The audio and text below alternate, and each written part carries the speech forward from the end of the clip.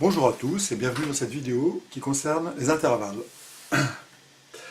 Alors je vais essayer d'être le plus pragmatique possible, le but étant de trouver facilement et rapidement n'importe quel intervalle. Donc l'intervalle, c'est la distance qui sépare deux notes. Entre Do et n'importe quelle autre note, je prends l'exemple de Do, j'ai un intervalle qui peut être mélodique,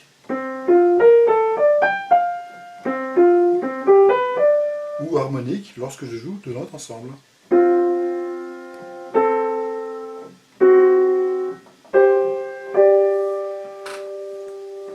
Alors pour pouvoir comprendre facilement les quelques règles que nous allons voir concernant les intervalles, je dois aborder auparavant deux choses. C'est d'une part la différence entre un demi-ton diatonique et un demi-ton chromatique, et d'autre part le nom des intervalles. Alors commençons par les demi-tons. Le demi-ton diatonique sépare deux notes de noms différents. Donc entre Mi et Fa, j'ai un demi-ton diatonique. Entre Si et Do.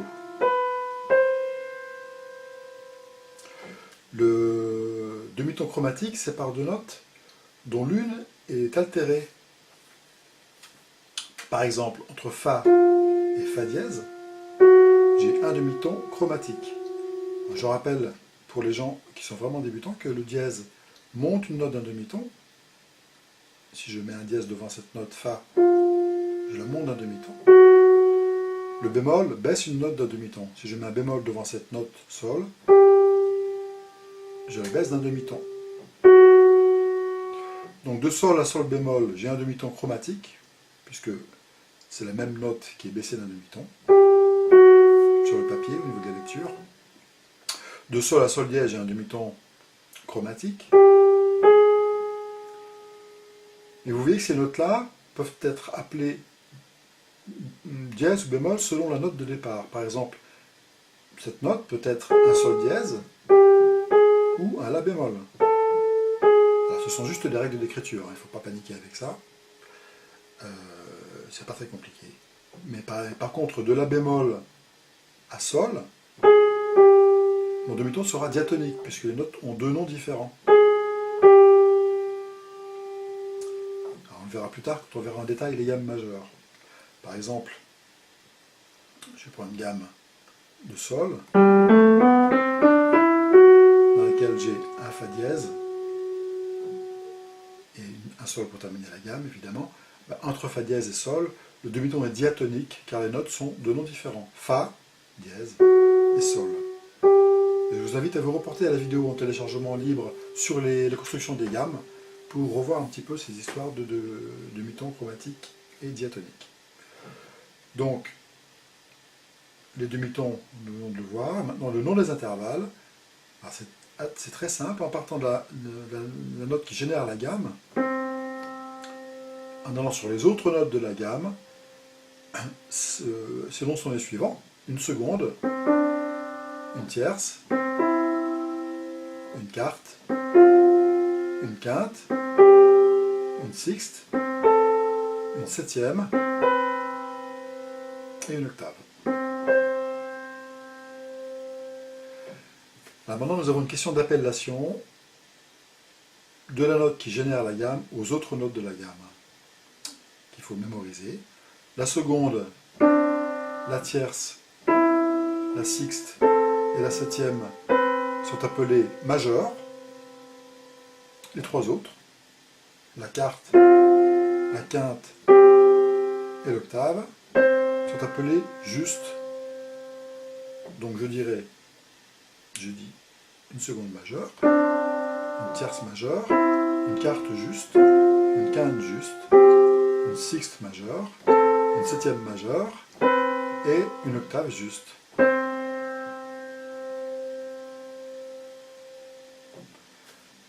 Alors maintenant, plus petit que majeur d'un demi-ton chromatique, c'est mineur, Do, Ré, seconde majeure, Do, Ré bémol, seconde mineure, Do, Mi, tierce majeure, Do, Mi bémol, tierce mineure, Do, La, sixte majeur, Do, La bémol, sixte mineur.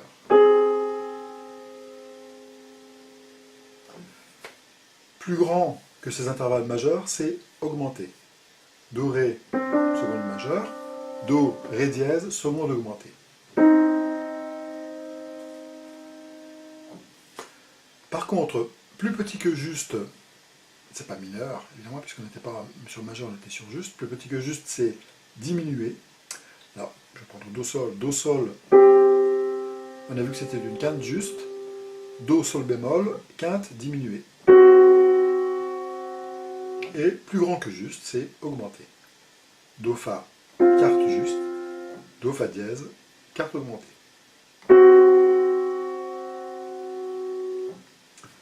Donc maintenant, si je veux trouver n'importe quel intervalle, par exemple Sol, Do, je vais imaginer que je suis dans la gamme qui part de Sol. Et je vais me poser la question suivante. Est-ce que dans cette gamme, je trouve un Do? Alors, si oui, je sais que l'intervalle sera majeur ou juste. Il sera majeur si c'est une seconde, une tierce, une sixte. Il sera juste si c'est une quinte ou une octave. Alors, je vais déjà compter mes notes. De Sol à Do, Sol, La, Si, Do, 1, 2, 3, 4, c'est une quarte. Est-ce que dans la gamme qui part de Sol, j'ai un Do? Alors, il faut que je vérifie. Reportez-vous à nouveau sur la vidéo concernant les gammes. Je vérifie mes tons et demi-tons. Un ton, un demi-ton. C'est bon, oui, j'ai bien un Do dans la gamme qui part de Sol. Donc, la carte est juste. Si j'avais eu à trouver le nom de l'intervalle Sol, Do dièse, ce serait une carte augmentée. Alors, je fais tout de suite un petit rappel. Donc, pour avoir le nom de l'intervalle entre deux notes, n'importe lesquelles, il suffit de compter les notes. Je recommence avec Sol, Fa par exemple. Sol, La, Si, Do, Ré, Mi, Fa. 1, 2, 3, 4, 5, 6, 7. Je sais que c'est une septième. Maintenant, pour avoir la qualification de l'intervalle, est-ce que cette septième est majeure ou mineure? Je me réfère à la gamme qui part de Sol. Et je me pose la question suivante. Est-ce que dans cette gamme, j'ai un Fa? Si oui, je sais d'avance que l'intervalle sera une septième majeure.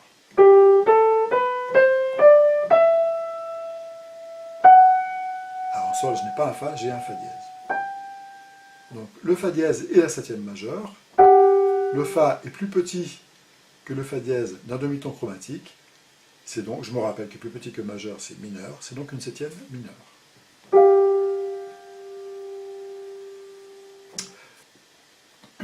On voit tout de suite l'intérêt de bien connaître les intervalles. Ça permet de pouvoir chiffrer n'importe quel accord en fonction de ces intervalles, le retrouver, quand on le voit sur une partition par exemple, pouvoir le transposer dans différentes tonalités, et également par exemple expliquer à d'autres musiciens quel accord on veut entendre ou on veut jouer.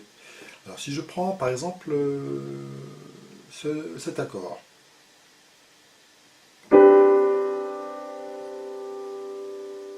si je veux essayer de le comprendre, je vais me demander quels intervalles le constituent. Alors en partant de Do, j'ai une seconde majeure, une quinte juste et une septième majeure. Alors si maintenant je veux transposer à partir d'une autre note, par exemple Sol, je vais chercher ma seconde majeure, je me rappelle mon intervalle, ma tierce majeure et ma septième majeure. C'était une quinte, je crois que j'ai joué. Hein. Donc la seconde, la quinte et la septième. Alors en partant de Sol, la seconde majeure, ben voilà. La quinte, je sais que c'est la cinquième note de la gamme. Ben voilà. J'avais une septième majeure, je sais que c'est la septième note de la gamme. Je vais la chercher. Ben voilà. Donc voici mon accord. Fondamental, seconde majeure, quinte juste, septième majeure. Et ça, évidemment, ça va marcher avec toutes les appartenant n'importe quelle note pour tous les accords.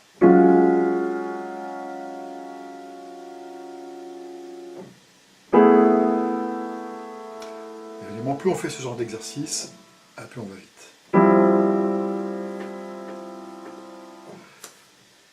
Alors, il me reste à aborder le sujet des intervalles redoublés. Un intervalle redoublé, c'est un intervalle qui dépasse l'octave. Alors, c'est pas très difficile à trouver le nom et la qualification. Je pars de mon intervalle de départ, qui est à l'intérieur de l'octave. Par exemple, celui-ci, c'est une seconde majeure. Comme j'ai 7 notes dans ma gamme, j'ajoute 7 pour trouver le nom de l'intervalle redoublé. 7 et 2, 9. Voici une neuvième majeure.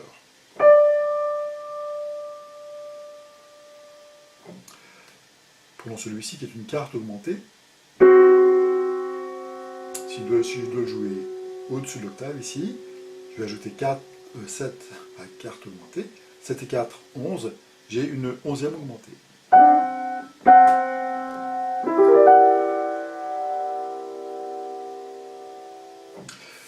Une dernière petite chose concernant ces intervalles et leur usage dans la pratique.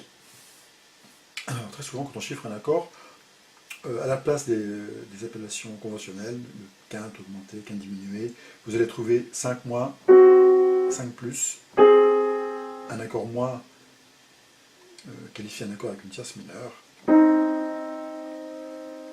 4 dièses à la place de quarte augmentée, ou parfois 5 bémol pour quinte diminuée, 5 dièses pour quinte augmentée, etc. Une neuvième, seconde redoublée, neuvième majeure, neuvième mineure, qu'on peut trouver écrite 9 bémol ou 9 moins, neuvième augmentée, qu'on peut trouver écrite 9 dièse ou 9 plus. Voilà, je pense que j'ai fait le tour sur les intervalles. Merci de m'avoir écouté. J'espère que cette vidéo va vous profiter. Et à bientôt.